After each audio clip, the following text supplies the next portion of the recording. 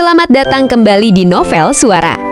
Novel yang bakal Mimin bahas adalah novel Dokter Abadi Luar Biasa Perkotaan. Di video kali ini, Mimin akan membahas bab 311 sampai bab ke-320. Sebelum melanjutkan ke isi novel, mari kita dengarkan ringkasan video kali ini. Bab ke-311. Video diawali dengan langkah Fang Bai menuju panggung lelang yang memicu cemoohan dari beberapa pihak. Namun, suasana mendadak gempar saat ia mengeluarkan sebuah mutiara bercahaya langka dari tangannya. Cahaya menyilaukan itu langsung memikat perhatian seluruh ruang lelang. Tanpa diduga, pakar giok senior Qinshan mengonfirmasi keaslian mutiara tersebut dan menyadari adanya energi asal kultivasi yang sangat murni di dalamnya. Penawaran pun melonjak drastis hingga puluhan juta. Sementara itu, barang lelang kedua Fang Bai masih tersimpan rapat sebagai misteri. Bab ke-312. Perebutan mutiara bercahaya kian memanas ketika Qinshan bersaing ketat melawan Dong Fang Rushi. Mutiara langka milik Fang Bai tersebut ternyata menyimpan pancaran energi esensial murni yang sangat berharga bagi para praktisi bela diri. Fang Bai justru membisikkan pesan rahasia agar pertarungan harga tersebut segera dihentikan. Namun situasi kian rumit saat Ye Wumei mendadak ikut menawar. Bab ke-313. Barang kedua dari Fang Bai akhirnya diumumkan. Bukan benda berharga, melainkan sebuah kesempatan mendapatkan perawatan medis darinya dengan harga awal 1 juta. Sontak hal ini memicu cemoohan dari Shen Huanian dan kelompoknya yang menganggap Fang Bai hanyalah dokter magang biasa. Namun, keraguan itu mulai goyah saat beberapa tamu wanita menceritakan keajaiban kesembuhan keluarga mereka di tangan Fang Bai. Di sisi lain, para sahabat Fang Bai sengaja menahan diri atas permintaannya. Bab ke-314. Suasana lelang mendadak berubah saat para tamu mulai menyadari keahlian medis misterius milik Fang Bai. Jiang Xiaoyu yang awalnya ragu, akhirnya nekat memenangkan tawaran perawatan medis senilai 5 juta yuan demi memenuhi saran rahasia dari Ye Wumei. Tanpa diduga, Qinshan yang terpesona oleh rahasia mutiara bercahaya langsung memohon untuk bertemu. Di sisi lain, Dong Fang Rushi tersenyum manis dalam kegelapan mobil mewahnya, membelai hadiah pemberian Fang Bai dengan tatapan penuh tanda tanya yang menyimpan sejuta rasa. Bab ke-315. Ye Wumei dan Jiang Xiaoyu saling bersenda gurau sebelum Jiang Xiaoyu meminta Fang Bai mengobati flu-nya. Meski sempat diragukan, Fang Bai setuju menyembuhkan penyakit tersebut hanya dalam beberapa menit saja menggunakan teknik jarum akupunktur. Namun, saat menyalurkan energi ke tubuh sahabatnya itu, ekspresi Fang Bai mendadak berubah serius karena menemukan kejanggalan misterius. Meski flu tersebut berhasil disembuhkan seketika. Bab ke-316. Keceriaan Jiang Xiaoyu yang menganggap penyakitnya telah sembuh mendadak sirna begitu berpisah dengan Ye Wumei. Di dalam perjalanan, Fang Bai akhirnya membongkar rahasia mengerikan bahwa Jiang Xiaoyu sebenarnya menderita kanker payudara stadium awal yang tersembunyi. Kabar mengejutkan ini membuat Ye Wumei panik hingga langsung menelepon sahabatnya. Peringatan mendesak agar Jiang Xiaoyu segera memeriksakan diri ke rumah sakit justru memicu kebingungan serta penolakan. Sengit yang menguji ikatan persahabatan mereka. Bab ke-317. Jiang Xiaoyu menemukan benjolan keras di dadanya setelah diminta memeriksa diri. Ye Wumei pun makin yakin bahwa Fang Bai yang berhati baik sanggup menyembuhkannya. Usai bermeditasi semalaman, sang dokter muda kembali bertugas di rumah sakit dan memukau para pasien penting melalui keahlian pijatnya. Kepanikan pecah ketika Ye Wumei memberi kabar duka melalui telepon. Jiang Xiaoyu pingsan akibat syok berat usai terdiagnosis menderita kanker payudara. Tanpa ragu, Fang Bai langsung bergegas pergi demi menyelamatkan nyawa sahabatnya itu. Bab ke-318.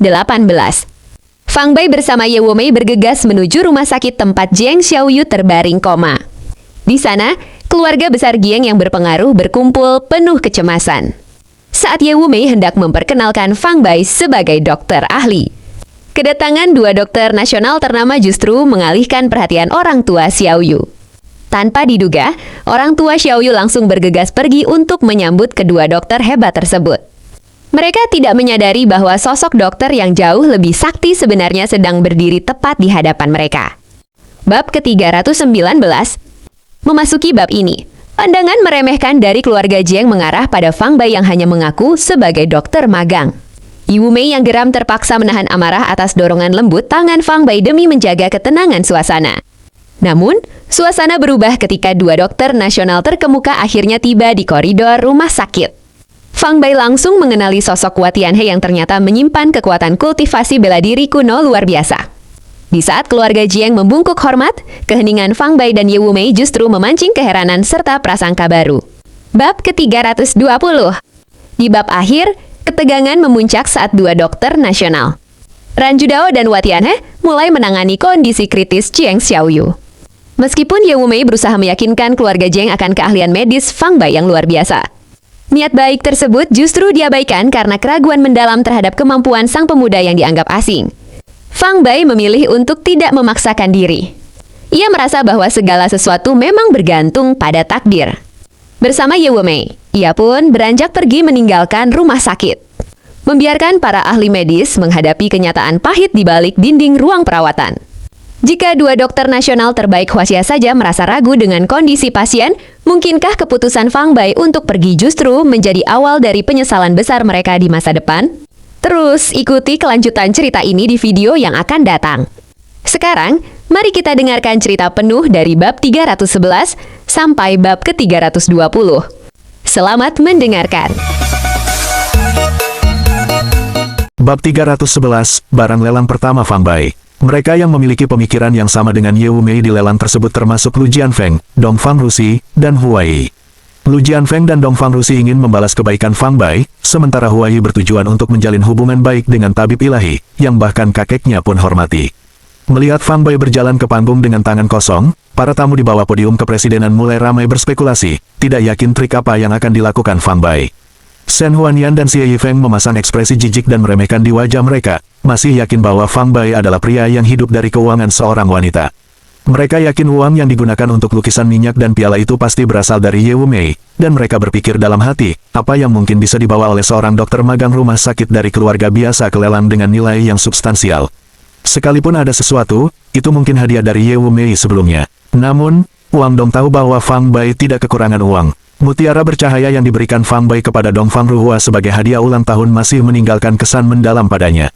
Tentu saja, jika apa yang Fang Bai sampaikan terlalu sepele, dia tidak bisa menahan diri untuk mengejek dan mencemooh guna melampiaskan kekesalannya. Begitu Fang Bai berdiri di atas panggung, di bawah pengawasan ketat penonton, dengan sekali gerakan pergelangan tangannya, sebuah mutiara bercahaya seukuran telur muncul di telapak tangannya. Fang Bai memberi isyarat kepada staf untuk meredupkan lampu di podium kepresidenan, dan di bawah pencahayaan yang redup, mutiara bercahaya memancarkan cahaya yang menyilaukan, tampak megah dan menarik perhatian semua orang yang hadir. Yang paling menonjol adalah Qin San, seorang ahli giok dan batu permata setelah bertahun-tahun menekuni bidang ini. Setelah melihat mutiara bercahaya di tangan Fang Bai, dia tahu itu bukanlah barang biasa. Matanya melotot penuh antusiasme, hampir saja ia bergegas ke panggung untuk merebut mutiara bercahaya dari Fang Bai demi melihatnya lebih dekat. Mutiara bercahaya ini saya temukan secara tidak sengaja di pegunungan. Harga penawaran awal adalah 1 juta. Dengan mutiara bercahaya di tangan, Fang Bai mengamati para tamu di bawah dan berkata sambil tersenyum. Sekarang, semua batu bercahaya disebut mutiara bercahaya. Siapa yang tahu apakah ini benar-benar nyata? Suara Xie Yifeng terdengar sinis dari bawah panggung. Memang, dengan kemajuan ilmu pengetahuan dan teknologi saat ini, ada banyak sekali mutiara bercahaya yang disintesis secara buatan. Tambah Shen Huanian, Fang Bai hanya tersenyum dan menjawab, di antara para tamu di sini, pasti ada yang mengerti bidangnya. Keaslian atau kepalsuan luminus pearl ini dapat dipastikan langsung oleh mereka di tempat. Saya jamin dengan reputasi pribadi saya bahwa mutiara bercahaya di tangan Dr. Fang itu asli. Lu Jianfeng berdiri dan berbicara dengan lantang. Aku juga percaya ini nyata. Lanjut suara Dong Fangrusi. Aku juga percaya. Orang ketiga yang berbicara adalah Huai. Meskipun Huai tidak banyak berhubungan dengan Fang Bai, dia tahu bahwa seorang tabib ilahi seperti Fang Bai, yang kekayaan dan ketenarannya mudah diraih, tidak akan perlu menipu orang dengan mutiara bercahaya palsu.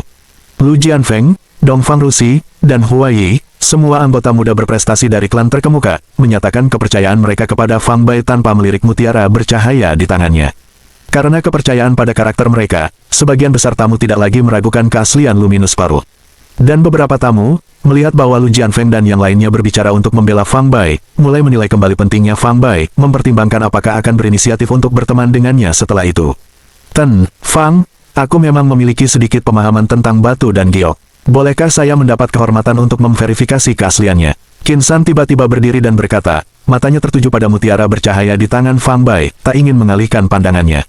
Tentu saja, Qin silakan naik ke panggung untuk memverifikasinya agar semua tamu merasa tenang. Fang Bai berkata sambil tersenyum. Qin San, seorang ahli giok terkenal di Huaxia dan tokoh terkemuka di industri giok, bersedia naik ke panggung untuk menilai keaslian mutiara bercahaya. Tentu saja, para tamu yang hadir mendukung hal ini. Qin San, tanpa mempedulikan citranya, berlari kecil ke podium dan dengan hati-hati mengambil mutiara bercahaya dari tangan Fang Bai untuk memeriksanya dengan saksama. Sesaat kemudian, Qin San, yang tampaknya enggan untuk melepaskannya, mengembalikan mutiara bercahaya itu kepada Fang Bai dan menyatakan kepada hadirin, "Saya, Qin San, menjamin dengan reputasi saya selama puluhan tahun bahwa mutiara bercahaya ini yang dibawa oleh Tuan Muda Fang Bai adalah milik saya.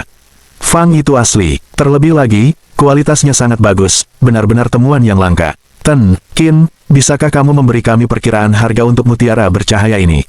"Jadi kita punya titik awal ketika penawaran dimulai," kata seorang tamu dari hadirin yang, karena tak mampu menahan diri, sudah tertarik pada mutiara bercahaya milik Fang Bai. Qin San melambaikan tangannya seperti rubah tua yang licik dan berkata, "Jika semua orang menyukai mutiara bercahaya ini, silakan tawar saja. Penawar tertinggi akan membawanya pulang." "Hehe, aku, Qin, menyukai mutiara ini dan mungkin harus bersaing dengan semua orang ketika saatnya tiba." Para tamu, melihat bahwa dia tidak mau menilai mutiara bercahaya itu, mengutuknya dalam hati sebagai orang yang licik dan curang, tetapi menduga dari ekspresinya bahwa mutiara itu pasti bernilai tinggi, jika tidak Qin San tidak akan menawarnya. Fang Bai meletakkan mutiara bercahaya di atas meja lelang di podium, lalu membisikkan sesuatu ke telinga juru lelang. Juru lelang itu menatapnya dengan aneh, lalu mengangguk. Adapun apa yang dikatakan Fang Bai secara pribadi, tidak seorang pun di tempat tersebut mendengar sepatah kata pun. Ten, Fang mengatakan dia akan melelang 2 barang malam ini untuk mendukung badan amal tersebut. Barang pertama adalah mutiara bercahaya ini, barang kedua, izinkan saya merahasiakannya untuk sementara waktu, dan saya akan mengumumkannya setelah mutiara bercahaya menemukan pemiliknya, kata juru lelang sambil tersenyum setelah Fang Bai kembali ke tempat duduknya. "Hei, apa barang kedua yang akan kau lelang?" tanya Ye Wumei dengan wajah penuh rasa ingin tahu, sambil menatap Fang Bai yang baru saja duduk di sebelahnya. "Kau akan segera mengetahuinya," jawab Fang Bai sambil tersenyum. "Cek, dasar pelit, lupakan saja kalau begitu." Ye Wumei memutar matanya ke arah Fang Bai, lalu pandangannya kembali tertuju pada mutiara bercahaya yang telah diletakkan Fang Bai di atas meja lelang di podium. Matanya berbinar-binar karena kegembiraan, dan dia tak kuasa menahan diri untuk mengepalkan tinjunya lebih erat. Mutiara bercahaya, yang jernih dan berkilau dengan lingkaran cahaya yang melingkupinya, sangatlah langka. Setelah dipastikan keasliannya oleh pakar giok terkemuka Qin San, setiap tamu tergoda. Begitu juru lelang mengumumkan dimulainya penawaran, tawaran pun datang berturut-turut. Barulah ketika harga mutiara bercahaya mencapai 20 juta, jumlah tamu yang mengajukan penawaran mulai berkurang. 50 juta, Qin San akhirnya tak kuasa menahan diri untuk berseru, dan tawarannya itu langsung membuat sebagian besar tamu di tempat kejadian mundur. Qin San bukan hanya seorang pedagang giok tetapi juga seorang ahli bela diri. Ketika dia mengamati mutiara bercahaya itu dari dekat sebelumnya, dia merasakan untaian energi asal langit dan bumi di dalamnya. Bagi Qin San, untaian energi asal ini sangat murni. Jika dia bisa menyerapnya ke dalam tubuhnya dan menjadikannya miliknya sendiri, manfaatnya setidaknya setara dengan 10 tahun kerja keras dalam kultivasi, sungguh harta yang langka. Bagi sebagian besar praktisi seni bela diri di dunia sekuler, yang dibatasi oleh lingkungan kultivasi dan teknik kultivasi yang mereka praktikkan, mencapai tingkat mendalam adalah puncak yang dapat mereka raih. Untuk melangkah lebih jauh, seseorang perlu menemukan lingkungan yang kaya akan energi esensial untuk dikembangkan dalam kesendirian. Namun, seberapa mudahkah menemukan tempat yang kaya akan energi esensial? Sekalipun seorang ahli bela diri secara tidak sengaja menemukan tempat seperti itu, kemungkinan besar tempat tersebut sudah diduduki oleh sekte semi tersembunyi atau sekte tersembunyi yang kuat. Bab 312, Pertempuran untuk Nyingsu. Tentu saja, ada beberapa harta kultivasi yang tersembunyi dari pandangan biasa oleh formasi, sulit ditemukan oleh orang biasa, misalnya, lembah seperti surga yang ditemukan Fang Bai dan Dong Fang Ruhua bersama-sama hanya dapat dimasuki oleh seseorang seperti Fang Bai, yang sangat peka terhadap energi asal langit dan bumi dan mahir dalam formasi. Dalam 100 tahun terakhir, lingkungan di dunia sekuler telah mengalami kerusakan parah akibat aktivitas manusia. Energi esensial antara langit dan bumi tidak hanya semakin langka, tetapi juga tercemar secara luar biasa. Bagi para petani, ini adalah sebuah bencana. Oleh karena itu, untaian energi asal langit dan bumi murni yang terkandung dalam mutiara bercahaya sangatlah berharga, tak ternilai harganya bagi para praktisi bela diri seperti Qin San. Tentu saja, terlepas dari signifikansinya bagi para kultivator, mutiara bercahaya itu sendiri juga merupakan harta karun yang langka dan tak ternilai harganya, bernilai sangat mahal. Itulah mengapa Qin San sangat gembira saat melihat mutiara bercahaya, matanya berbinar penuh antisipasi, diam-diam bertekad untuk merebutnya dengan segala cara. Begitu Qin San menawar 50 juta, suasana langsung menjadi hening. Bagi sebagian besar tamu yang hadir, 50 juta adalah angka yang jauh melebihi nilai mutiara bercahaya, tidak layak untuk diperebutkan. Selain itu, melihat sikap Qin San yang penuh tekad, tampaknya sulit untuk menawar lebih tinggi darinya. Bahkan Jiang Xiaoyu, Huai, dan Lu Jianfeng, yang sangat tertarik pada mutiara bercahaya, harus menyerah karena kekurangan dana. 60 juta, tepat ketika Qin San mengira dia akan mendapatkan mutiara bercahaya, Dongfang Rusi, yang duduk di meja yang sama, tiba-tiba mengangkat lengannya yang ramping dan berbicara dengan acuh tak acuh. Terkejut, Qin San kemudian tersenyum masam, berpikir bahwa Dongfang Rusi bukanlah seorang ahli bela diri, dan mungkin tidak dapat merasakan untaian energi esensi murni di dalam mutiara bercahaya. Dia mungkin ikut serta dalam lelang karena mengenal Fang Bai. Sebagian besar barang yang dilelang malam ini adalah hasil kerjasama antar teman dalam menaikkan tawaran. Dongfang Rusi dan Fang Bai tampaknya memiliki hubungan yang dekat, jadi wajar jika dia ingin membantu meningkatkan nasib Fang Bai. Yang tidak diketahui Qin San adalah seberapa dalam hubungan mereka sebenarnya. Jika mereka benar-benar sepasang kekasih, maka segalanya bisa menjadi rumit. Meskipun Dongfang Rusi dikenal sebagai wanita jenius bisnis, dan terkenal karena ketenangan dan ketegasannya, kecerdasan seorang wanita yang sedang jatuh cinta dapat menurun drastis. Jika Dongfang Rusi sampai melampiaskan amarahnya demi seorang pengagum, dengan kekayaannya, tidak pasti siapa yang akan mendapatkan mutiara bercahaya jika dia bertekad untuk bersaing. Memikirkan hal ini, Qin San menjadi agak cemas dan berbisik kepada Dongfang Rusi, "Baiklah, keponakan Rusi, kau tahu paman Qinmu berbisnis giok, dan aku sangat menyukai mutiara bercahaya itu. Bisakah kita mencapai kesepakatan? Mutiara bercahaya itu untukku, dan sebagai imbalannya, aku akan memberimu 1 miliar. Asalkan kamu setuju, paman Qin akan membalas budimu." Qin San tahu bahwa jika Dongfang Rusi bersikeras untuk bersaing, dia tidak akan bisa mendapatkan mutiara bercahaya dengan harga kurang dari 1 miliar. Pada titik ini, dia hanya bisa mengandalkan hubungan baik antara keluarga Qin dan keluarga Dongfang, serta koneksi baiknya sendiri dengan ayah Dongfang Rusi, untuk menyentuh perasaannya dan membujuknya. Ini, melihat ekspresi Qin San yang hampir memohon, Dongfang Rusi ragu-ragu. Sejujurnya, ketika Dongfang Rusi pertama kali melihat mutiara bercahaya yang diberikan Fang Bai kepada saudara perempuannya, dia sangat menyukainya. Dia mengira mutiara seperti itu adalah satu-satunya di dunia, jadi dia tidak terlalu memikirkannya. Namun, kini Fang Bai telah mengeluarkan mutiara bercahaya lainnya untuk dilelang. Meskipun ia tetap tampak tenang di luar, hatinya bergejolak, bertekad untuk memenangkannya apapun harganya. Namun Qin San hampir memohon padanya untuk menarik diri dari lelang tersebut. Menolaknya secara terang-terangan tampak tidak berperasaan, namun menyetujui berarti berpisah dengan sesuatu yang sangat ia enggan lepaskan. Dengan sedikit kerutan di dahinya, Dongfang Rusi bingung harus berbuat apa. Pada saat itu, sebuah suara yang familiar terdengar di telinga Dongfang Rusi, dengan cepat membisikkan beberapa kata kepadanya. Setelah mendengar suara itu, kerutan di dahi Dongfang Rusi mereda, dan dia dengan cepat melirik ke arah Fang Bai, senyum tipis terlintas di bibirnya. Suara yang terdengar oleh Dongfang Rusi adalah suara Fang Bai.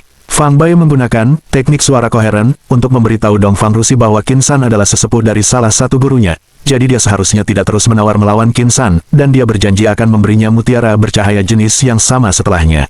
Setelah mendengar bahwa Fang Bai ternyata memiliki mutiara bercahaya lainnya, Dongfang Rusi tak kuasa menahan rasa takjubnya. Mutiara seperti itu sangat langka dan berharga, dan memiliki satu saja sudah luar biasa. Namun, Fang Bai sebelumnya telah memberikan satu kepada saudara perempuannya, mengeluarkan satu lagi untuk dilelang, dan sekarang berjanji akan memberikannya kepada saudara perempuannya. Meskipun Dongfang Rusi tidak bisa memastikan berapa banyak mutiara bercahaya yang dimiliki Fang Bai, dia yakin bahwa bahkan jika Fang Bai memberikan satu kepadanya, dia pasti masih memiliki lebih banyak untuk dirinya sendiri. Karena Paman Qin menyukainya, aku tidak akan memperdebatkannya lagi. Dongfang Rusi berkata, sambil duduk tenang dengan mata tertuju pada hidungnya dan hidungnya menempel di dadanya, tanpa berbicara lagi. Pengunduran diri Dongfang Rusi dari proses penawaran telah menyingkirkan pesaing terkuat Qin San. Namun, sebelum ia sempat bersuka cita, ia mendengar suara gaib bergema di aula. 70 juta, Ye Wu Mei, dengan nada suaranya yang ringan, elegan, dan unik, mengucapkan sebuah angka yang membuat hati Qin San bergetar. Tidak banyak wanita yang tidak menyukai mutiara dan giok, terutama wanita cantik papan atas seperti Ye Wu Mei, yang ketika dipadukan dengan mutiara dan giok, tampak sangat serasi.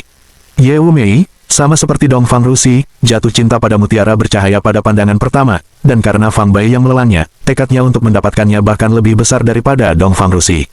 Selain itu, Fang Bai baru saja membelikan piala untuknya seharga 90 juta, jadi wajar jika dia ingin membalas budi. Fang Bai baru saja berkomunikasi dengan Dongfang Rusi, memintanya untuk tidak bersaing dengan Qin San untuk mendapatkan mutiara bercahaya, hanya untuk kemudian berbalik dan mendapati Ye Wu Mei di sampingnya sedang membuat masalah, yang membuatnya menggelengkan kepala dan tersenyum kecut. Wu Mei, berikan mutiara bercahaya itu kepada Qin San bos, jangan berebut. Fang Bai berbisik pada Ye Wu Mei. Ye Wumei menatap Fang Bai dengan bingung, lalu mengerutkan kening. Mengapa? Aku jatuh cinta pada Luminous Pearl itu pada pandangan pertama, dan itu adalah sesuatu yang kau lelang. Aku tidak mau menyerahkannya kepada orang lain. Bukankah tadi sudah kukatakan bahwa Qin Yao Rao adalah guruku dan Qin San adalah kakaknya, jadi mari kita berikan mutiara bercahaya itu kepadanya, kata Fang Bai. Melihat Ye Wumei tampak enggan, Fang Bai mencondongkan tubuh dan berbisik di telinganya, sejujurnya, aku punya mutiara bercahaya lain yang persis sama, akan kuberikan padamu nanti. Benar-benar, mata Ye Wumei berbinar, wajahnya yang cerah dan cantik menunjukkan ekspresi penuh antisipasi yang menggembirakan. Benar-benar, Fang Bai mengangguk sambil tersenyum. Awalnya, dia menemukan 81 mutiara bercahaya di dasar lubang misterius, dan hingga saat ini, dia hanya memberikan beberapa saja, dengan tumpukan yang masih tersisa di cincin spasialnya. Bab 313, Barang Lelang Kedua Fang Bai. Ye Wumei, gembira setelah menerima janji Fang Bai, mengalihkan perhatiannya dari mutiara bercahaya di meja lelang dan memang tetap diam ketika Qin San meneriakkan tawaran 80 juta. Melihat Dongfang Rusi dan Ye Wumei, dua pesaing terkuat, tidak lagi ikut lelang, Qin San merasa lega dan berhasil memenangkan mutiara bercahaya untuk dirinya sendiri. Pak Wang, apa item kedua, Pak? Fang sedang melelang, bisakah Anda memberitahu kami sekarang? Lu Jianfeng, karena keterbatasan keuangan, melewatkan kesempatan untuk mendapatkan mutiara bercahaya yang ditawarkan oleh Fang Bai, dan merasa agak kecewa. Dia sangat menantikan barang kedua dari Fang Bai dan bertanya dengan tidak sabar. Wang Tua, yang disebutkan oleh Lu Jianfeng adalah juru lelang yang menyelenggarakan acara lelang amal ini. Juru lelang melirik Fang Bai, dan setelah melihat anggukan kecilnya, berdeham dan berbicara dengan lantang, baiklah, kalau begitu akan saya beritahu, hal kedua yang tuan. Fang sedang melelang, ini bukan sekadar barang, tetapi sebuah kesempatan. Peluang, maksudnya itu apa?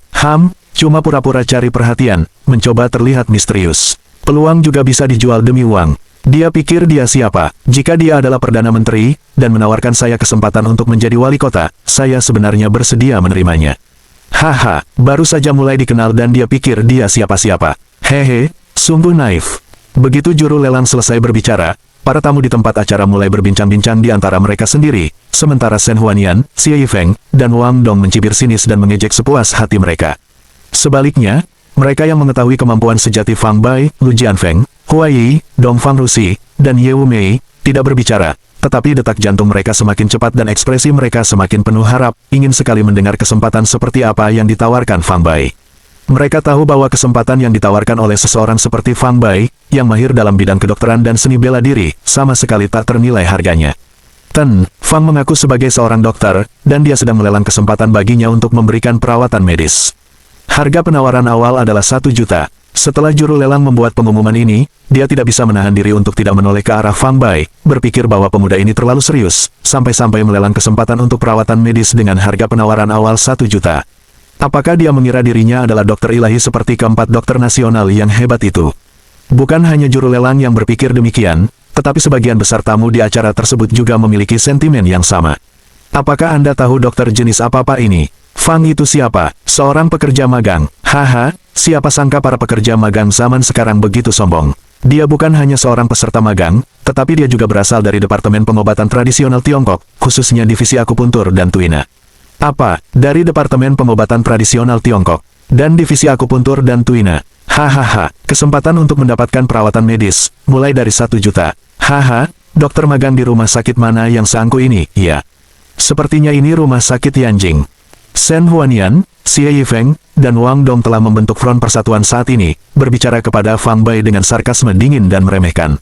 Mereka seolah-olah disegarkan oleh lonjakan adrenalin, semangat mereka terangkat, benar-benar membalikkan sikap murung mereka sebelumnya. Lu Jianfeng menatap tajam ketiga pria itu, dan seandainya Fang Bai tidak diam-diam memberi isyarat kepadanya sebelumnya untuk tidak ikut serta dalam lelang ini dan merahasiakan keahlian medis Fang Bai, dia pasti sudah lama berdiri dan mengumpat mereka sambil menunjuk hidung mereka. Demikian pula, Fang Bai telah menyampaikan pesan yang sama kepada Dongfang Rusi dan Ye Wumei, mengatakan bahwa ia menganggap mereka sebagai teman dan pasti akan membantu jika mereka atau orang yang mereka cintai jatuh sakit, jadi tidak perlu bagi mereka untuk terlibat dalam lelang tersebut. Menurut pemikiran Fang Bai, ia bermaksud menyerahkan kesempatan ini kepada mereka yang hadir dan memang ditakdirkan untuk mendapatkannya, untuk melihat siapa yang memiliki mata jeli untuk meraih kesempatan langka ini. Meskipun Dongfang Rusi merasakan rasa terima kasih yang mendalam kepada Fang Bai di dalam hatinya, ia tetap mempertahankan sikap acuh tak acuhnya seperti biasa di permukaan. Namun, tatapan yang diberikannya kepada Shen Huanian dan yang lainnya bahkan lebih dingin dari sebelumnya. Ye Wumei mengerutkan keningnya dalam-dalam saat mendengar Shen Huanian dan kelompoknya mengejek Fang Bai, wajah cantiknya menjadi dingin. Seandainya Fang Bai tidak memberi isyarat agar dia menahan diri, dia mungkin sudah bergegas menghampiri ketiga pria itu untuk menghadapi mereka. Jika kata-kata tak mampu mengungkapkannya, dia tak keberatan menghajar ketiga pria menjijikkan dan menyebalkan itu sampai babak belur. Tak seorang pun akan menyangka bahwa Ye Wumei, sosok yang lembut dan anggun di mata jutaan penggemar, memiliki sisi kekerasan dalam dirinya, terutama sejak menjadi seorang seniman bela diri. Kecenderungan ini tampaknya semakin kuat. Meskipun Huai telah berdamai dengan Fang Bai, ia belum menjadi teman sejati, oleh karena itu ia tidak menerima pesan dari Fang Bai. Meskipun demikian, karena mengetahui sepenuhnya kehebatan Fang Bai dalam seni bela diri dan pengobatan, Huai menganggap Shen Huanian dan teman-temannya tidak lebih dari badut-badut yang melompat-lompat, pemandangan yang menggelikan untuk dilihat. Itu hanya lelucon, karena keahlian dan pengetahuan medis Fang Bai bahkan dianggap lebih rendah daripada kakeknya, Hua Chun. Apa dasar ketiga orang bodoh ini untuk mengejek dan meremehkan Fang Bai? Keluarga Hua dan keluarga Shen selalu menjaga hubungan kerjasama yang baik, dan Huai selalu memiliki hubungan yang baik dengan Shen Huanian. Namun, setelah kejadian ini, Huai memutuskan untuk menjauhkan diri dari Shen Huanian dan menjaga jarak darinya. Selain itu, Huai tidak berencana untuk berpartisipasi dalam lelang khusus ini. Lagi pula, Balai Peremajaan adalah keluarga medis ternama di Huaxia, dan sebagai seseorang yang berasal dari garis keturunan warisan medis, berpartisipasi akan tampak menggelikan dan tidak akan mencerminkan nama baik Balai Peremajaan dan reputasi keluarga Hua. Selain Lu Jianfeng dan rekan-rekannya, orang-orang yang paling peduli dengan Fang Bai adalah Qin San dan Jiang Xiaoyu. Karena sama-sama berasal dari keluarga kaya, kemampuan mereka dalam membaca karakter orang sangat luar biasa. Dari ekspresi dan tingkah laku orang-orang seperti Dong Fangrusi dan Ye Wumei, mereka dapat merasakan bahwa Fang Bai bukanlah orang biasa. Namun, mengingat usianya yang masih muda dan praktik pengobatan tradisional yang dijalaninya, Qin San dan Jiang Xiaoyu tetap skeptis terhadap klaim kemampuan medisnya yang luar biasa. Apakah dia benar-benar Dr. Fang dari Departemen Akupuntur dan Pijat Rumah Sakit Yanjing? Setelah tanpa sengaja mendengar percakapan sarkastik Shen Huanian dan kelompoknya, tiba-tiba seorang tamu wanita bertanya. "Apa ini, Nona Li? Anda kenal Dr. Fang?" tanya seorang tamu pria yang duduk di sebelah Nona Li. Nona Li menggelengkan kepalanya dan menjawab, "Saya tidak mengenalnya, tetapi ibu saya mengenalnya. Dia menderita nyeri sendi selama lebih dari 1 dekade, telah mengunjungi semua rumah sakit besar di seluruh negeri tanpa hasil, lalu seseorang merekomendasikan Dr. Fang dari Rumah Sakit Yanjing, dengan mengatakan bahwa kemampuan medisnya sangat luar biasa. Dia mencobanya, dan setelah hanya beberapa kali kunjungan, dia sembuh secara ajaib." Setelah mendengar perkataan Nona Li, seorang tamu wanita lain di meja sebelah langsung bersemangat dan menyela, "Sekarang setelah Anda menyebutkannya, saya ingat sesuatu yang serupa. Tante saya menderita sakit punggung selama bertahun-tahun, sampai-sampai dia tidak bisa berjalan tegak. Baru-baru ini, dia menemui Dr. Fang di Departemen Pijat dan Akupuntur Rumah Sakit Yanjing dan kondisinya benar-benar membaik. Sejak saat itu, bibiku selalu memuji Dr. Fang, menyebutnya sebagai dokter ilahi." Bab 314, mohon tetap tinggal. Ruang akupuntur dan pijat di Rumah Sakit Yanjing dulunya adalah kantor pemerintah yang sepi pasien.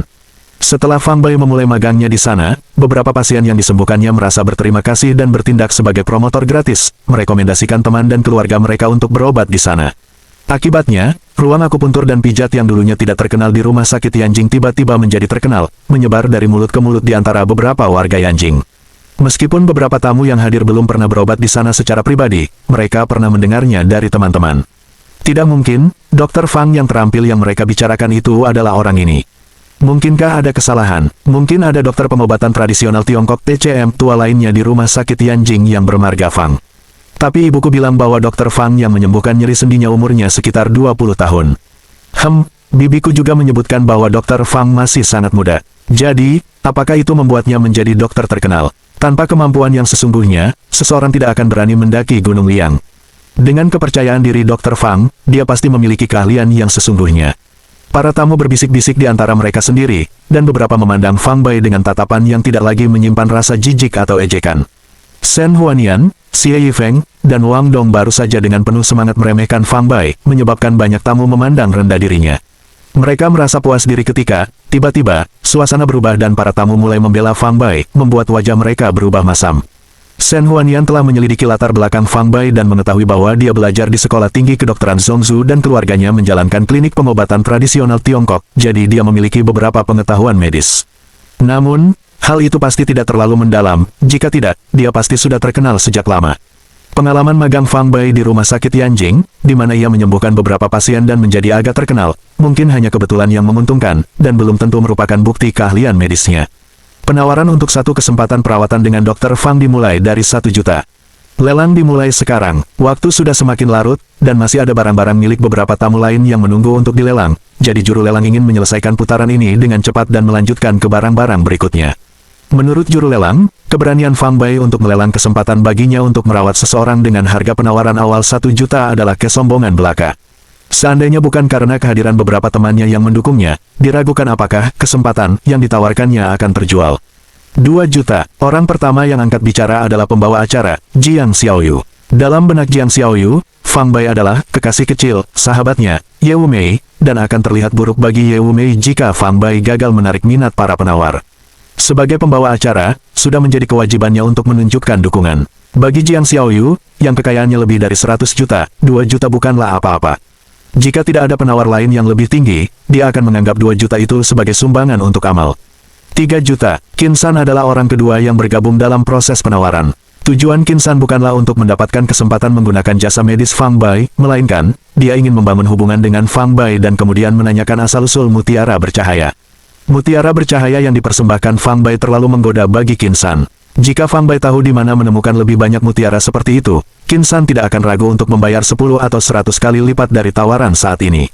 Melihat Qin San ikut berpartisipasi, Jiang Xiaoyu menghela napas lega. Dengan dia dan Qin San meningkatkan taruhan, Fang Bai akan mempertahankan harga dirinya. Tepat ketika Jiang Xiaoyu hendak menahan diri dan memberikan kesempatan itu kepada Qin San, ponselnya bergetar. Itu adalah pesan singkat dari Ye Wumei. Dr. Fang Bai sangat ahli dalam bidang kedokteran, Anda harus memenangkan kesempatan ini. Percayalah kepadaku, hanya ada satu baris teks dalam pesan tersebut. Jiang Xiaoyu meliriknya sebelum menyimpan ponselnya dan mendongak menatap Ye Wumei, yang mengangguk dengan sungguh-sungguh padanya. Sebagai sahabatnya selama bertahun-tahun, Jiang Xiaoyu sangat memahami Ye Wumei dan tahu bahwa ketika dia menunjukkan ekspresi seperti itu berarti dia benar-benar tidak bercanda. 5 juta. Jiang Xiaoyu ragu sejenak tetapi memilih untuk mempercayai Ye Wumei dan segera mengangkat tangannya serta berbicara. Qin San terkejut. Dia menunjukkan dukungan kepada Fang Bai karena ingin menjalin hubungan dengannya dan sebenarnya tidak bermaksud untuk bersaing memperebutkan kesempatan agar Fang Bai dapat mengobati suatu penyakit. Melihat sikap Jiang Xiaoyu yang teguh dan keinginannya yang jelas untuk memenangkan kesempatan itu, dia merentangkan tangannya dan menyerah dalam proses penawaran. Dengan Qin San mengundurkan diri, dan tidak ada orang lain yang menggantikannya, Jiang Xiaoyu dengan lancar mengamankan kesempatan untuk mendapatkan perawatan medis dari Fang Bai.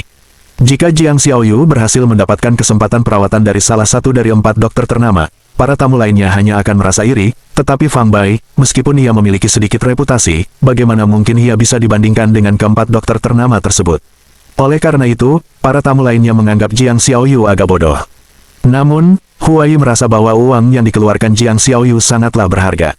Di sisi lain, Lu Jianfeng, Dongfang Rusi, dan Ye Wumei tahu bahwa Jiang Xiaoyu telah mendapatkan keuntungan luar biasa, seolah-olah dia telah memperoleh jimat penyelamat hidup tambahan. Lelang selanjutnya tidak menampilkan barang-barang yang sangat menarik perhatian, dan suasana di acara tersebut tetap tenang dan tidak terganggu. Setelah acara amal berakhir, hari sudah larut. Para tamu menyapa Jiang Xiaoyu dan kemudian bubar satu persatu. Saudara Fang, mohon tunggu sebentar. Harap tunggu. Ye Wumei dan Fang Bai baru saja akan pergi ketika Qin San dengan cepat mendekati mereka. Sebagai kakak dari Qin Yao Rao, Fang Bai tentu saja tidak akan meremehkannya. Dia berhenti, berbalik, dan berkata sambil tersenyum, Tuan Qin, ada apa? Qin San memberikan kartu namanya, memperkenalkan diri secara singkat, lalu berkata sambil tertawa, Saudara Fang, saya tidak akan menyembunyikannya dari Anda, saya sangat tertarik dengan mutiara bercahaya milik Anda itu. Jika nanti kamu punya waktu, bagaimana kalau kita cari tempat untuk duduk dan mengobrol? Melihat ekspresi Qin San dan mendengar kata-katanya, Fang Bai tahu bahwa dia mungkin telah merasakan untaian energi esensi yang terkandung dalam mutiara bercahaya. Dia mengangguk dan berkata, Tuan, Qin bisa menghubungiku kapan saja di masa mendatang, jika aku sedang senggang, aku pasti akan segera memenuhi janji temu tersebut. Qin San mencatat informasi kontak Fang Bai dan mengobrol santai dengannya beberapa saat lagi sebelum pergi dengan gembira. Fang Bai adalah orang yang menepati janji. Dia telah menjanjikan mutiara bercahaya kepada Dongfang Rusi, Lu Jianfeng, dan Ye Wumei, jadi dia memanfaatkan kesempatan ketika tidak ada yang memperhatikannya untuk secara proaktif mencari Dongfang Rusi dan Lu Jianfeng dan memberikan masing-masing satu mutiara bercahaya. Setelah menerima mutiara bercahaya, Lu Jianfeng sangat gembira hingga tersenyum lebar dan bersikeras mengajak Fang Bai minum-minum lagi, menolak untuk kembali sebelum mabuk, yang dengan sopan ditolak oleh Fang Bai. Adapun Dongfang Rusi, sambil memegang mutiara bercahaya yang diberikan Fang Bai kepadanya, dia tidak menunjukkan banyak kegembiraan di wajahnya tetapi hanya berkata terima kasih dengan ringan. Barulah ketika ia memasuki kendaraan bisnis anti pelurunya di bawah pengawalan para pengawalnya, senyum menawan terlintas di bibirnya. Dalam perjalanan pulang, dia dengan lembut membelai mutiara bercahaya di tangannya, pikirannya tampak melayang, tatapannya tak fokus, tenggelam dalam pikiran tentang sesuatu. Sebagai sekretaris pribadi Dong Fangrusi, dan duduk di mobil yang sama dengannya, Zhao Ye merasa bingung dengan perilakunya. Namun, sebagai seseorang yang berpengalaman dalam hal cinta, Zhao Ye segera menyadari, bosnya, yang memiliki kecantikan dan kecerdasan, mendambakan seorang pria. Bab 315, Kecemburuan. Setelah mengantar Dong Fangrusi dan Lu Jianfeng, hampir semua tamu di aula lantai 2, Hotel Triumph Grand, telah pergi. Seandainya Jiang Xiaoyu tidak memanggilnya, Ye Wumei pasti sudah pergi bergandengan tangan dengan Fang Bai. Ikan, sudah terlalu larut hari ini, aku tidak bisa ikut gila-gilaan denganmu. Saat Ye Wumei bertemu Jiang Xiaoyu di masa lalu, kedua wanita itu akan bermain dan bercanda hingga tengah malam sebelum mengakhirinya. Setelah Jiang Xiaoyu menghentikannya, Ye Wumei merasa ingin memeluknya erat dan tidak ingin melepaskannya. Cek, buru-buru pulang ya, karena kamu pengen banget ketemu anakmu. Anakmu yang kecil itu kelihatannya tidak terlalu kuat, jangan sampai kamu menguras tenaganya sampai kering. Jiang Xiaoyu berbicara tanpa menahan diri, sambil terkekeh saat mengatakannya. Ah, sialan, Fish, aku akan merobek mulutmu yang bau itu. Bagaimana bisa kau mengucapkan omong kosong seperti itu? Ye Wumei tidak seterbuka Jiang Xiaoyu, wajah cantiknya memerah mendengar kata-kata itu, dan dia mengulurkan kedua tangannya ke arah mulut Jiang Xiaoyu. Jiang Xiaoyu memutar pinggangnya dan sudah bersembunyi di belakang Fang Bai, sambil terkikik dan berkata, Fang Bai, lihat, istrimu terlalu galak. Aku sangat ragu apakah kau bisa menjinakkannya. Sialan, Fish, kau masih saja bicara. Saya sedang berbicara, Fang Bai, saat kalian berdua melakukan hal itu, siapa yang di atas? Ah, aku akan melawanmu. Kedua wanita itu saling mengejar di sekitar Fang Bai, bermain-main cukup lama sebelum akhirnya berhenti dan duduk di meja makan terdekat untuk beristirahat, dan akhirnya bisa mengatur napas. Baiklah, tidak perlu berlama-lama lagi, mari kita bicara bisnis. Jiang Xiaoyu menepuk dadanya yang montok dan tidak simetris, mengalihkan pandangannya ke arah Fang Bai, dan berkata, bukankah aku baru saja memberikanmu kesempatan untuk mengobati penyakit? Ayolah, aku merasa agak flu beberapa hari terakhir ini, tolong periksakan untukku. Dalam pengobatan tradisional Tiongkok, Anda mulai dengan mendiagnosis denyut nadi, kan? Pria di sebelah kiri, wanita di sebelah kanan. Ini dia. Saat Jiang Xiaoyu berbicara, dia memberi isyarat agar Fang Bai mendekat. Setelah Fang Bai duduk, dia mengulurkan lengan kanannya dan meletakkannya di atas meja di depannya. Matanya yang memikat, seperti bunga persik, terus menatap wajah Fang Bai dengan saksama, seolah-olah mata itu bisa meneteskan air. Tubuhnya hampir menempel pada tubuh Fang Bai, aroma unik tubuh wanita bercampur dengan wangi parfum yang lembut tercium oleh hidung Fang Bai. Sejujurnya, meskipun postur dan penampilan Jiang Xiaoyu sedikit lebih rendah daripada Ye Wumei, dia tetaplah seorang wanita cantik yang enak dipandang. Seandainya dia adalah seorang wanita dengan orientasi seksual normal, Fang Bai akan menganggapnya sebagai suatu kesenangan karena bisa sedekat itu dengannya. Namun, setelah mengetahui identitasnya sebagai seorang lesbian, Fang Bai merasa tidak nyaman dan gelisah, seolah-olah sedang duduk di atas duri. Hei, kenapa kamu gugup sekali? Aku tidak akan memakanmu. Jiang Xiaoyu berbisik lembut ke telinga Fang Bai, lalu menyentuh wajahnya sambil terkekeh. Jiang Xiaoyu, jika kita akan memeriksa suatu penyakit, mari kita fokus pada itu. Bisakah kamu berhenti gelisah? Jaga citra femininmu. Meskipun dia tahu bahwa sahabatnya tidak tertarik pada laki-laki, melihat tubuh Jiang Xiaoyu begitu dekat dengan Fang Bai tetap membuat Ye Wumei merasa sedikit cemburu. Dia mendorong Jiang Xiaoyu menjauh dan bergumam dengan tidak puas. Apa? Kamu cemburu? Jiang Xiaoyu tertawa kecil, lalu dengan tegas berkata kepada Ye Wumei, apa yang kulakukan sebenarnya demi dirimu, untuk mengujinya, untuk melihat apakah dia bisa tetap tenang saat dihadapkan dengan rayuan wanita cantik. Ye Wumei memutar matanya dan berkata, hati-hati jangan sampai menakutinya, atau kau tidak akan punya siapapun yang mau merawatmu. Jiang Xiaoyu berkata, berbicara soal pergi ke dokter, apakah kau benar-benar mampu, anak kecil? Aku menghabiskan 5 juta untuk membeli kesempatan agar dia bisa mengobati penyakitku. Harga itu bahkan hampir sama dengan harga yang dikenakan oleh keempat dokter nasional ternama untuk konsultasi. Ye Wumei menatap Fang Bai sambil tersenyum dan berkata dengan penuh teka-teki, apakah dia mampu atau tidak, bukankah kamu akan tahu setelah mencobanya? Jiang Xiaoyu memutar matanya dan berkata dengan kesal, hentikan, apa kau pikir ini tentang bercinta, di mana kau mencoba sekali dan tahu seberapa hebat kemampuannya? Saya sedang flu, dan meskipun sudah minum obat flu, kondisinya tidak kunjung membaik dalam waktu kurang dari 10 hari. Jika kekasih kecilmu bisa menyembuhkan flu saya dalam 3 hingga 5 hari, maka saya akan mengakuinya sebagai dokter ilahi. 3 hingga 5 hari terlalu lama, kami berjuang untuk setiap jamnya. Nona Jiang, izinkan saya melakukan akupuntur pada Anda. Saya jamin dalam 3 hingga 5 menit, flu Anda akan mulai membaik. Fang Bai berkata sambil tersenyum. Sebenarnya, dia hanya perlu mentransfer seuntai energi asal kekacauan ke dalam tubuh Jiang Xiaoyu untuk membunuh kuman di dalam tubuhnya dan menyeimbangkan kondisi fisiknya yang tidak seimbang, tetapi melakukan hal itu terlalu ajaib, akupuntur akan lebih mudah dijelaskan. Percaya pada seseorang itu baik, tetapi menyombongkan diri itu buruk. Hah, aku benar-benar tidak tahu apa yang Wu Mei lihat dalam dirimu. 3 hingga 5 menit untuk menyembuhkan flu, bahkan keempat dokter nasional hebat pun tidak akan berani membual seperti itu, jadi Jiang Xiaoyu berpikir Fang Bai hanya membual saja. Jiang Xiaoyu, apakah kamu sedang dirawat atau tidak? Jika tidak, kami akan pergi. Melihat Jiang Xiaoyu mempertanyakan kemampuan medis Fang Bai, Ye Wu Mei agak tidak senang. Jiang Xiaoyu melihat Ye Wu Mei benar-benar mulai sedikit marah, terkejut melihat betapa ia membela Fang Bai, dan dengan cepat berkata, baiklah kalau begitu, aku akan mencobanya. Apakah akupuntur terasa sakit? Aku agak takut. Jangan khawatir, kamu tidak akan merasakan sakit. Jika kamu takut, tutup saja matamu. Begitu Fang Bai melihat Jiang Xiaoyu mengangguk setuju, dia menggerakkan pergelangan tangannya dan sebuah kotak jarum berisi set akupuntur 5 elemen muncul di tangannya. Jiang Xiaoyu memperhatikan saat pria itu membuka kotak jarum, di mana 5 jarum ramping tersusun rapi. Ia berpikir bahwa jarum-jarum ini akan segera menusuk tubuhnya, lalu ia menutup matanya, tidak berani melihat lebih jauh. Melihatnya pucat pasi ketakutan, seolah-olah akan digiring ke tempat eksekusi, Fang Bai tak kuasa menahan tawa. Ia mengambil set akupuntur 5 elemen dan dengan gerakan cepat, jarum-jarum itu melesat seperti kilat, menusuk 5 bagian tubuh Jiang Xiaoyu. Energi asal kekacauan perlahan mengalir melalui jarum 5 elemen ke dalam tubuh Jiang Xiaoyu, ia hanya perlu membiarkannya beredar sekali melalui tubuhnya, membunuh kuman dan mengatur fisiknya untuk menyembuhkan flu yang dideritanya. Hai, ketika Tru Yuan beredar ke area sekitar dada Jiang Xiaoyu, Fang Bai memperhatikan sesuatu yang tidak biasa, raut wajahnya berubah serius, tetapi dia tidak berbicara saat itu. Ye Wu Mei, yang selalu jeli, memperhatikan tatapan serius Fang Bai dan merasakan jantungnya berdebar kencang, menduga ada sesuatu yang tidak beres dengan tubuh Jiang Xiaoyu. 3 menit kemudian, lapisan tipis keringat muncul di permukaan kulit Jiang Xiaoyu, dan wajahnya yang semula agak pucat dan kusam pun mulai tampak merona dan berseri-seri. Selesai, kamu seharusnya merasa cukup baik sekarang, kan? Fang Bai mencabut jarum 5 elemen dari Jiang Xiaoyu, memasukkannya kembali ke dalam kotak jarum, dan dengan ceroboh menyelipkannya ke dalam cincin spasial, lalu berkata kepada Jiang Xiaoyu.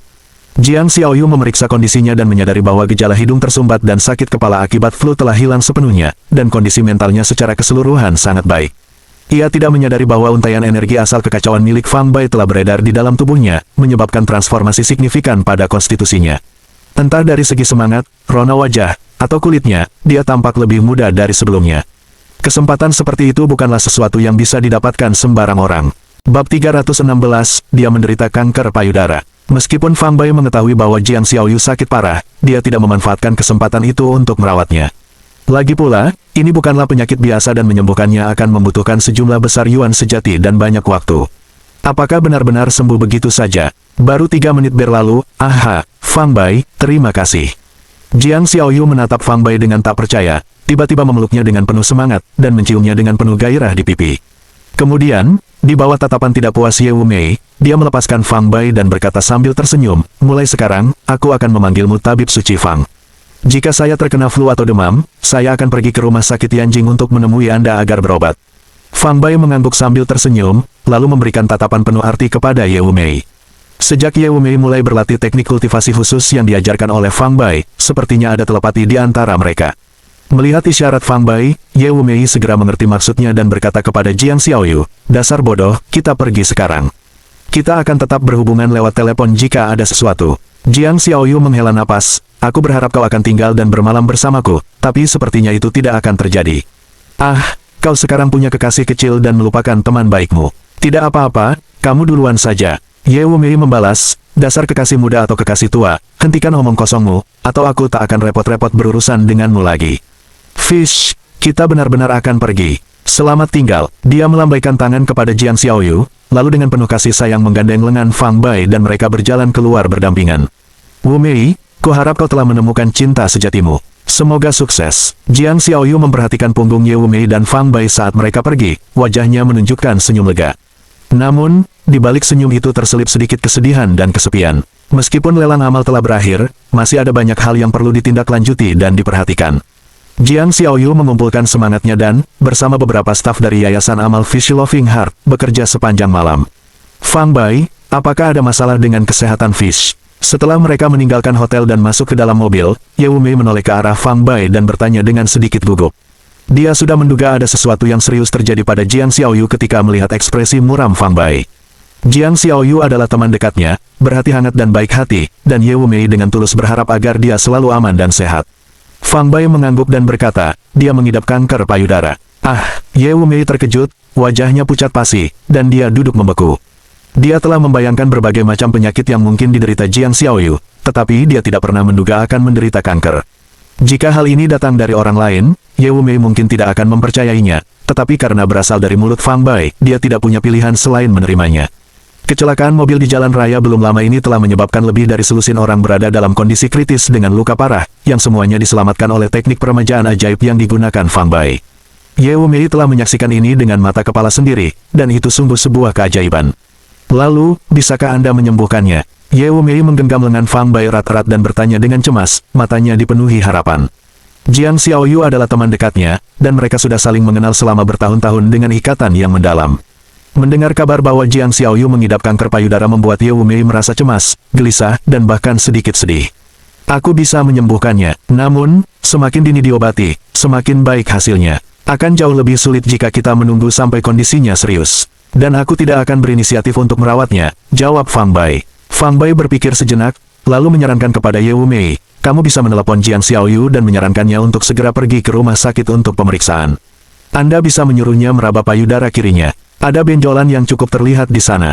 Jika dia tidak mau mendengarkan atau memeriksakannya, maka tidak ada yang bisa saya lakukan. Ye Wumei memiliki kecerdasan yang cepat, dan menyadari maksud Fang Bai dari kata-katanya, dia segera memahami maksudnya. Bayangkan ini, jika Anda sendiri berada dalam situasi tersebut, Anda selalu merasa kesehatan Anda baik-baik saja, dan kemudian tiba-tiba seseorang memberitahu Anda bahwa Anda telah didiagnosis menderita kanker, apa reaksi Anda? Jika Anda berhati baik, Anda mungkin hanya menganggap mereka gila, dengan asumsi mereka berbicara omong kosong. Namun jika Anda mudah marah, maka sangat mungkin Anda akan menganggap kata-kata mereka sebagai kutukan bagi diri sendiri, menjadi marah dan bersikap bermusuhan terhadap mereka. Fang Bai dan Jiang Xiaoyu baru bertemu sekali dan tidak bisa dianggap sebagai teman.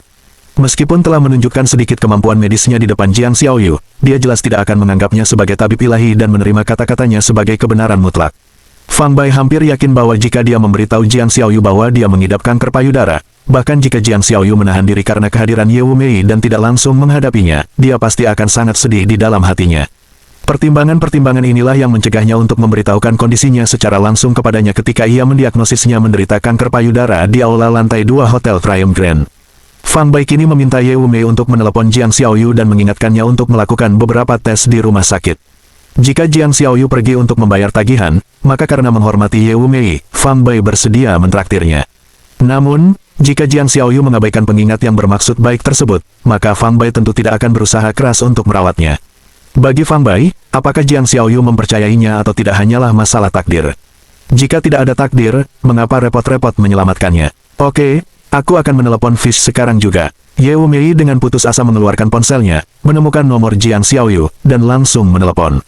Meskipun kanker payudara tidak selalu berakibat fatal, jika kondisinya serius, operasi akan diperlukan untuk mengangkatnya, yang bagi seorang wanita, terutama bagi seseorang yang luar biasa seperti Jiang Xiaoyu, tentu saja merupakan pukulan yang sangat berat.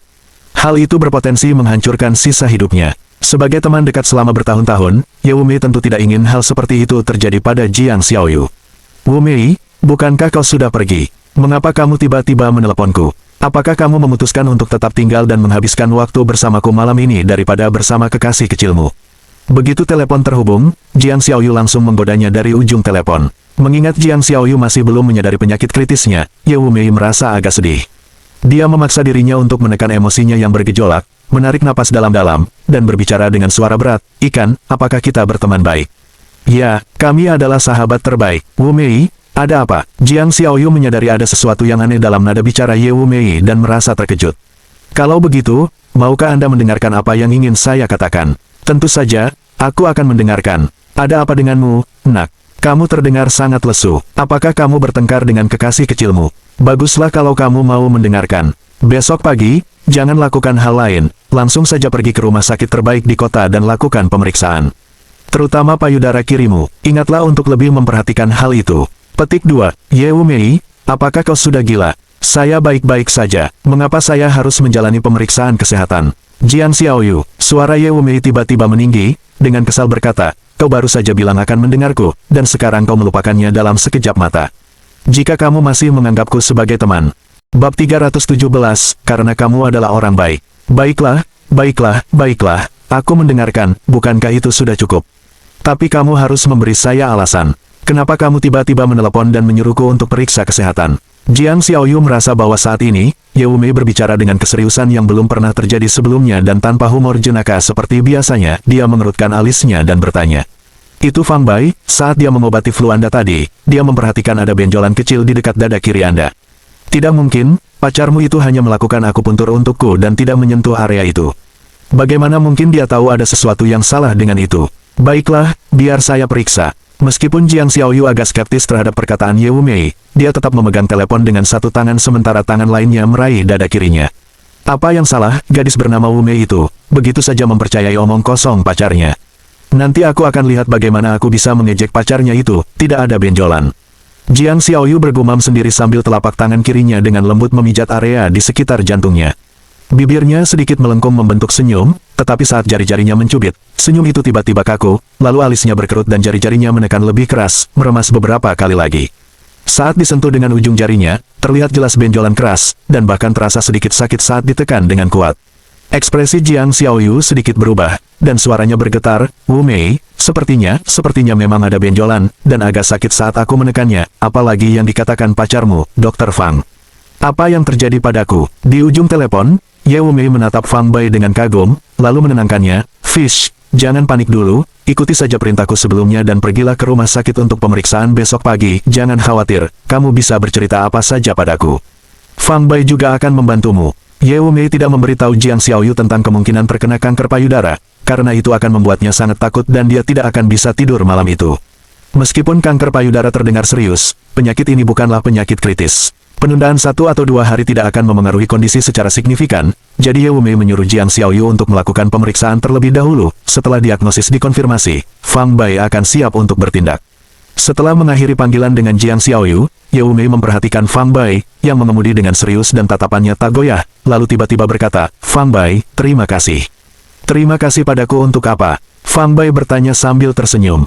Terima kasih telah menyelamatkan Fish. Ye Wumei berkata, jika bukan karena kamu, Fish tidak akan pergi ke rumah sakit untuk pemeriksaan, dan kanker payudaranya tidak akan terdeteksi. Jika kami menunggu sampai kondisinya memburuk, itu akan menjadi masalah besar. Fish adalah seorang perfeksionis dan sangat memperhatikan tubuhnya. Jika kondisi tersebut berkembang hingga memerlukan pembedahan untuk mengangkatnya, itu akan menjadi nasib yang lebih buruk daripada kematian baginya. Jangan berterima kasih dulu, aku belum bilang aku pasti akan menyelamatkannya. Kamu pasti akan melakukannya, kamu yakin sekali, ya, karena kamu orang baik. Ye Wumei berkata dengan sungguh-sungguh, kecelakaan mobil di jalan raya tadi, kau tidak ragu-ragu mengerahkan seluruh tenagamu untuk menyelamatkan lebih dari selusin nyawa, itu membuktikan bahwa kau adalah orang baik yang penuh belas kasih. Fang Bai terdiam tanpa kata-kata, hanya bisa tersenyum kecut. Di kehidupan sebelumnya, ia dikenal dengan julukan seperti, Kaisar Perang Tak Terkalahkan, Dokter Terhormat, Kaisar Abadi Romantis, namun, tak seorang pun pernah menyebutnya sebagai orang baik. Dengan dilabeli sebegitu besarnya, sepertinya saya tidak punya pilihan selain bertindak. Fang Bai tertawa terbahak-bahak, baiklah, jika Jiang Xiaoyu pergi untuk pemeriksaan besok, dan diagnosisnya dikonfirmasi, aku akan memastikan untuk menyembuhkannya. Setelah mengantar Ye Wumei pulang ke vilanya, Fang Bai kembali ke rumahnya yang berhalaman. Setelah membersihkan diri, ia pergi tidur dan duduk bersila untuk melakukan latihan meditasinya, demikianlah malam berlalu. Keesokan paginya setelah sarapan, Fang Bai pergi ke ruang akupuntur dan pijat di rumah sakit Yanjing untuk melanjutkan pekerjaannya. Dia memperhatikan bahwa di antara para pasien terdapat beberapa wajah yang dikenalnya, beberapa di antaranya adalah tamu dari acara lelang amal malam sebelumnya. Para tamu ini, yang sebagian besar menderita sakit punggung kronis, telah mendengar di lelang amal bahwa Fang Bai agak terkenal di rumah sakit Yanjing, jadi mereka datang dengan harapan untuk mencobanya. Para tamu sangat sopan kepada Fang Bai dan datang khusus untuknya, jadi dia secara pribadi memijat masing-masing dari mereka. Tangan Fang Bai seolah memiliki kekuatan magis, setelah dipijat, para tamu merasa sangat lega, bahkan sampai takjub. Mengikuti saran Fang Bai, jika mereka melanjutkan pijatan selama sekitar 10 hari hingga setengah bulan, nyeri punggung kronis mereka akan sembuh total. Para tamu pergi dengan gembira, meyakinkan Fang Bai dengan sepenuh hati bahwa mereka akan menyebarkan kabar tentangnya ketika mereka kembali, membantunya menjadi nama yang dikenal luas di Yanjing. Fang Bai hanya tersenyum, jika dia benar-benar ingin terkenal, dia tidak perlu melakukan upaya khusus untuk beriklan. Sekitar pukul 9 pagi, saat Fang Bai sedang menjelaskan berbagai aspek akupuntur dan pijat kepada para peserta magang seperti Wu Tian, ia tiba-tiba menerima telepon dari Ye Wu Mei. "Fang Bai, selamatkan ikan, kau harus menyelamatkan ikan." Begitu panggilan terhubung, suara Ye Wu Mei yang cemas dan gemetar terdengar. "Wu Mei, jangan panik, pelan-pelan saja. Apa sebenarnya yang terjadi?" Fang Bai dengan lembut menenangkan Ye Wu Mei, menduga bahwa itu pasti terkait dengan kanker payudara Jiang Xiaoyu. "Begini, saya menelepon Fish pagi ini untuk menanyakan tentang kunjungannya ke rumah sakit, tetapi saya tidak bisa menghubunginya. Lalu saya menelepon Ibu Fish, dan menurutnya, Fish pingsan di tempat karena syok setelah didiagnosis menderita kanker payudara, dan sekarang dia dirawat di rumah sakit." Ye Wu Mei dengan cepat memberitahu Fang Bai tentang situasi Jiang Xiaoyu. Di akhir penjelasannya, suaranya bergetar. "Dia dirawat di rumah sakit mana sekarang?" "Rumah sakit Persahabatan Yanjing." "Lalu, di mana kamu?" "Aku di rumah." "Oke, tunggu aku di rumah. Aku akan mengantarmu menjemput, dan kita akan pergi ke rumah sakit Friendly bersama-sama untuk menjenguknya." Setelah menutup telepon, Fang Bai meminta izin kepada Kepala Departemen Akupuntur, Liu Zhengwo, berganti pakaian, dan pergi dengan tergesa-gesa. Meskipun Fang Bai adalah seorang dokter magang di rumah sakit Yanjing, dia adalah dokter magang yang paling menonjol, dan bahkan direktur rumah sakit pun harus menyapanya dengan senyuman, jadi tidak ada yang berani bergosip tentang dia yang pergi di tengah shift kerjanya. Bab 318, Tianpeng Selatan, Juedao Utara. Fang Bai berkendara ke villa tempat Ye Wu Mei tinggal, dan setelah menjemputnya, mereka bergegas ke rumah sakit Persahabatan Yanjing. Rumah sakit Persahabatan Yanjing adalah yang terbaik di Yanjing dan bahkan di Huaxia untuk pengobatan berbagai jenis kanker, yang mengumpulkan banyak dokter terkenal dari bidang kedokteran Tiongkok dan Barat di Huaxia. Konon, Ren Juedao, salah satu dari 4 dokter nasional terkemuka, juga merupakan dekan kehormatan rumah sakit tersebut. Setelah memasuki rumah sakit Persahabatan Yanjing, Fang Bai dan Ye Wu Mei langsung menuju lantai 6 bagian rawat inap. Di luar unit perawatan intensif di lantai 6, mereka melihat orang tua dan kerabat Jiang Xiaoyu menunggu di koridor. Ada banyak keluarga berpengaruh di Yanjing. Selain beberapa keluarga tingkat atas, ada juga keluarga tingkat pertama, tingkat kedua, dan tingkat ketiga. Meskipun keluarga Jiang hanya merupakan keluarga berpengaruh tingkat pertama, mereka adalah pemimpin di antara keluarga-keluarga tersebut, hampir setara dengan keluarga-keluarga tingkat atas. Kakek Jiang Xiaoyu adalah seorang veteran di arena politik Huaxia, yang pernah menjabat sebagai menteri di sebuah departemen tertentu di Huaxia. Meskipun sekarang ia telah pensiun, mantan murid dan kenalannya tersebar di seluruh Huaxia, dan ia masih memiliki pengaruh yang signifikan. Kedua orang tua Jiang Xiaoyu adalah tokoh berpengaruh di pemerintahan, yang satu menjabat sebagai wakil menteri perdagangan Huaxia saat ini, dan yang lainnya sebagai wakil direktur Biro Pendidikan Yanjing. Paman dan bibi Jiang Xiaoyu semuanya adalah tokoh berpengaruh di kalangan politik dan bisnis Huaxia, sehingga seluruh keluarga tersebut terkemuka. Paman Jiang, bibi Zhao, Ye Wu Mei mempercepat langkahnya, mendekati orang tua Jiang Xiaoyu, melepas kacamata hitam yang menutupi separuh wajahnya yang lembut, dan memanggil dengan lembut. Ayah Jiang Xiaoyu, bernama Jiang Huaihe, berusia 55 tahun ini, dengan perawakan tegap dan penampilan yang berwibawa. Berdiri di sana, dia memancarkan aura otoritas yang melekat. Ibu Jiang Xiaoyu, bernama Zhao Xinran, sudah berusia lebih dari 50 tahun tetapi masih mempertahankan kecantikan masa mudanya seperti yang terlihat dari mata dan fitur wajahnya. Pengalaman bertahun-tahun dalam karir politiknya menambah aura superioritas pada perilakunya. Ye Wu Mei dan Jiang Xiaoyu adalah teman dekat dan telah beberapa kali mengunjungi keluarga Jiang, oleh karena itu, Jiang Huaihe dan Zhao Xinran sama-sama mengenalinya. Seandainya hari itu adalah hari biasa, Jiang Huaihe dan Zhao Xinran pasti akan menyambut Ye Wu Mei dengan senyuman dan mengobrol dengannya. Tetapi saat ini, putri kesayangan mereka terbaring tak sadarkan diri di ruang ICU, dan hati mereka dipenuhi kesedihan dan duka, sehingga mereka tidak ingin mengobrol. Oleh karena itu, saat melihat Ye Wu Mei, pasangan itu hanya mengangguk sebagai salam tanpa berbicara. "Tante Zhao, bagaimana kabar Fish sekarang?" Ye Wu Mei berdiri di samping Zhao Xinran dan bertanya dengan lembut. "Dia masih dalam keadaan koma saat ini. Dokter mengatakan ini hanya sementara, dan dia akan bangun setelah beberapa waktu." Zhao Xinran, meskipun seorang wanita yang kuat, menunjukkan sisi rapuhnya yang sebenarnya pada saat ini. Saat berbicara, suaranya tercekat dan air mata kembali mengalir di pipinya. Jiang Huaihe, melihat istrinya menangis lagi, menghela napas pelan dan menghiburnya dengan lembut. "Xinran, kamu tidak perlu terlalu sedih. Ilmu kedokteran saat ini sangat maju, dan kanker payudara, tidak seperti kanker lainnya, masih menyimpan harapan yang baik untuk disembuhkan. Selain itu, kami sudah meminta bantuan Dr. Ren dan Dr. Hua, 2 dokter nasional, untuk pengobatan, harapannya lebih besar." Zhao Xinran mengambil tisu dari Ye Wu Mei, menyeka air matanya, dan mengangguk. Kedua dokter nasional itu sangat terampil, kuharap mereka bisa menyembuhkan Fish. Dr. Ren dan Dr. Hua yang disebut oleh Jiang Huaihe adalah Ren Juedao dan Hua Tianhe, 2 dari 4 dokter nasional terkemuka di Huaxia. Ren Juedao berasal dari latar belakang kedokteran barat dan merupakan salah satu tokoh paling berwibawa dalam komunitas medis barat di Huaxia. Ia dikenal bersama dengan dokter nasional lainnya, Huang Tianpeng, sebagai dua bintang penuntun pengobatan barat di Huaxia, dan mendapat julukan Tianpeng Selatan dan Juedao Utara. Hua Tianhe adalah anggota tertua dari keluarga Hua di Balai Peremajaan dalam bidang pengobatan tradisional Tiongkok, yang memiliki keahlian mendalam. Dikenal sebagai tokoh akupuntur pertama di Huaxia, ia sama terkenalnya dengan praktisi pengobatan tradisional Tiongkok lainnya yang kemudian menjadi dokter nasional, Qian Hao Duo.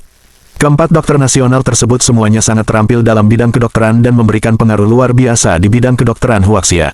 Sungguh luar biasa bisa melibatkan salah satu dari mereka untuk perawatan. Kini, keluarga Jiang berhasil melibatkan Hua Tianhe dan Ren Juedao, satu dokter tradisional dan satu dokter nasional barat, untuk merawat Jiang Xiaoyu, yang menunjukkan pengaruh signifikan keluarga tersebut.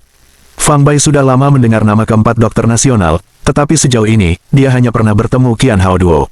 Adapun Hua Tianhe, Ren Juedao, dan Huang Tianpeng, ketiga dokter terkenal dari bidang pengobatan tradisional dan barat ini, ia hanya mengenal mereka melalui reputasi dan belum pernah bertemu langsung dengan mereka.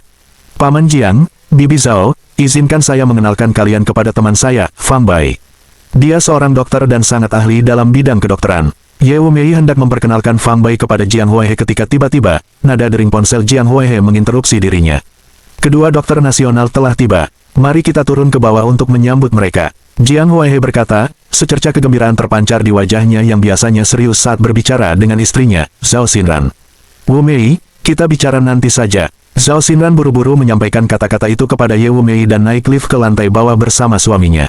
Ye Wumei memperhatikan punggung pasangan itu saat mereka pergi, lalu melirik Fang Bai, senyum kecut dan tak berdaya terbentuk di sudut mulutnya.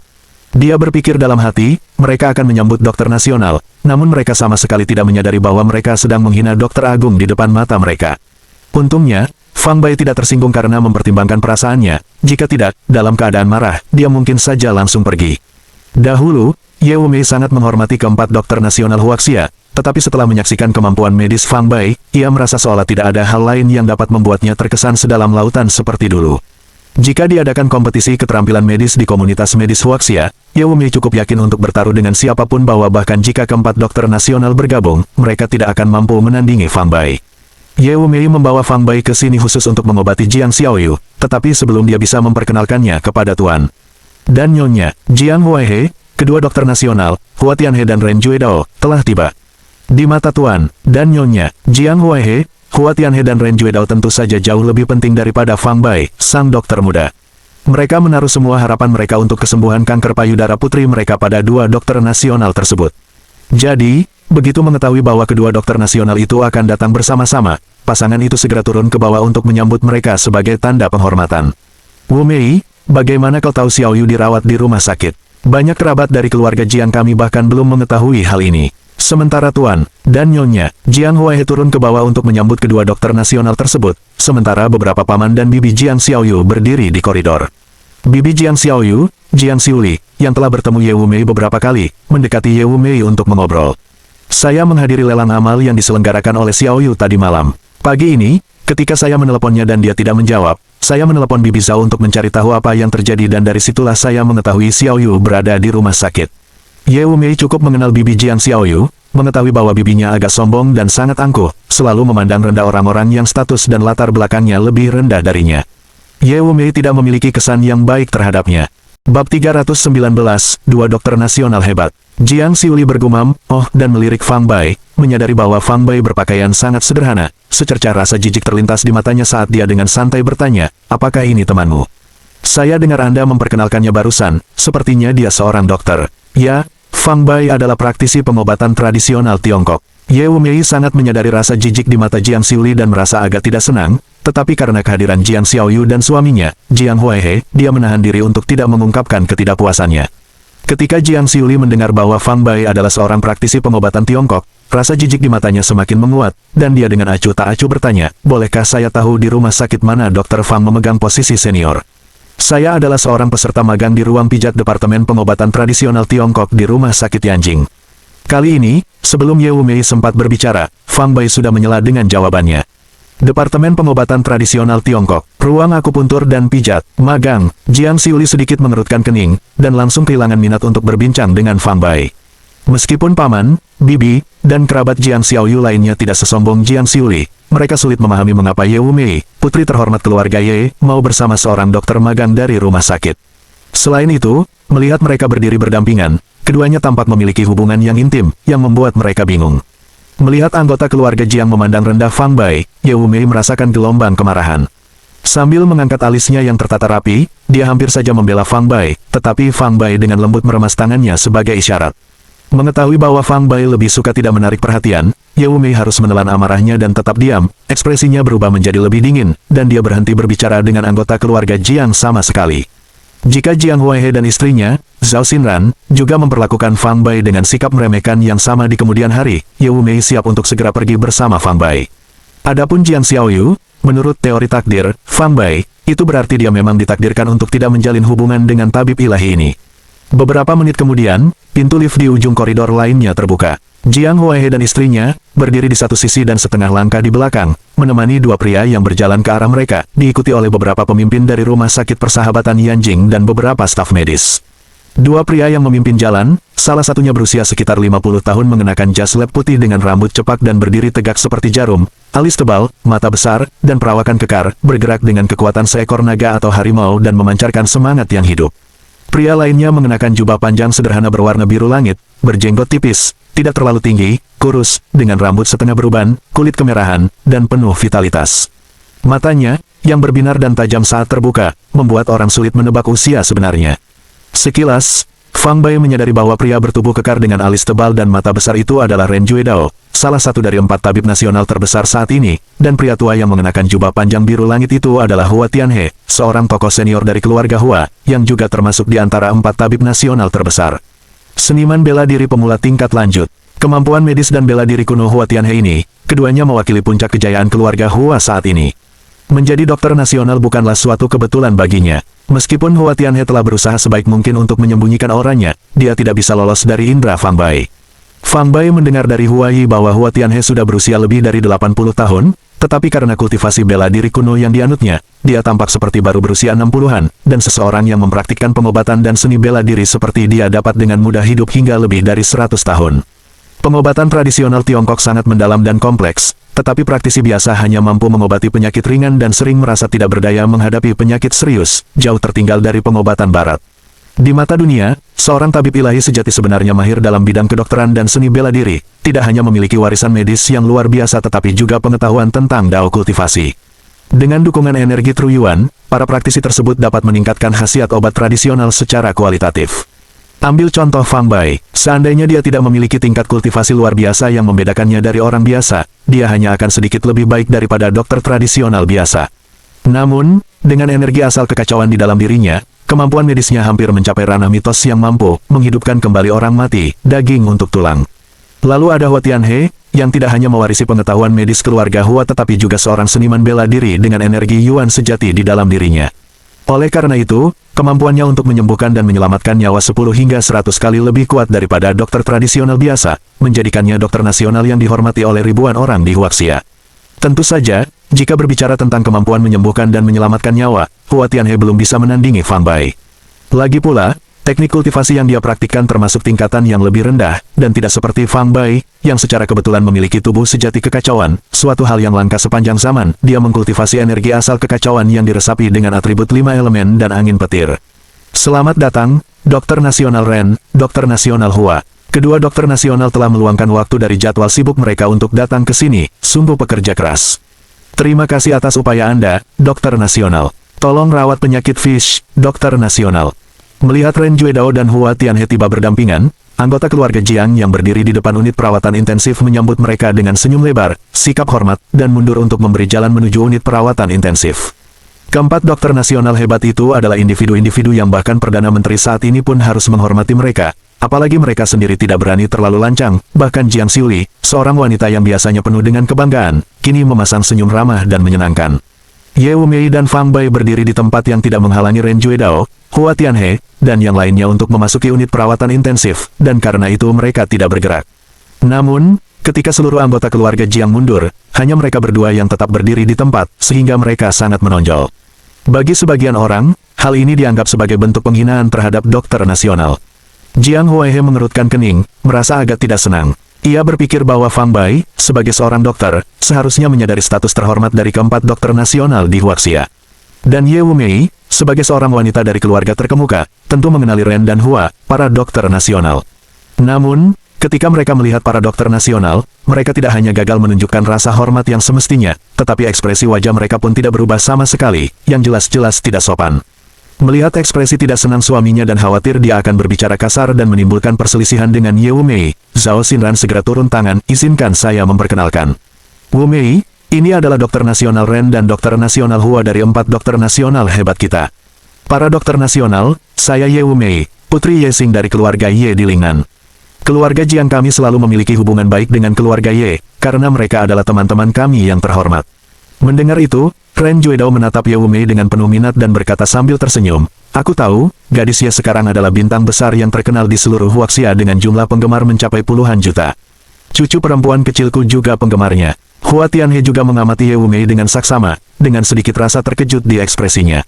Dari Ye Wumei, Hua Tianhe merasakan fluktuasi energi yang samar, mengetahui bahwa wanita yang cerdas dan lembut di hadapannya juga seorang kultivator bela diri kuno dan bahwa kekuatannya jauh lebih besar daripada Huai, yang paling menonjol dari generasi muda di keluarga Hua.